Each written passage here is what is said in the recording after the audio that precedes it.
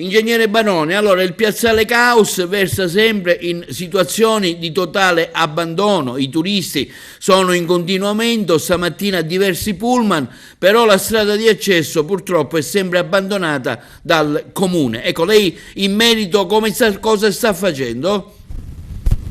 Bene o male, perché purtroppo la gestione dal punto di vista della pulizia, che si chiama decespugliamento e spazzamento e cura degli alberi, deve essere fatta secondo le linee guida del progetto approvato dalla Comunità Europea e anche dal Comune di Agrigento, dall'ente Comune di Agrigento.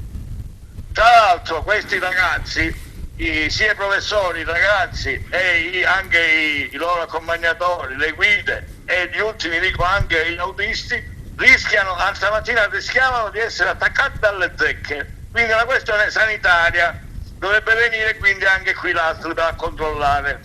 Noi abbiamo proceduto, abbiamo dato inizio a questi lavori che sono in corso, dureranno tutta la mattinata, tutta la giornata e poi vedremo, sicuramente presenteremo la fattura al dirigente che conosciamo bene del bilancio.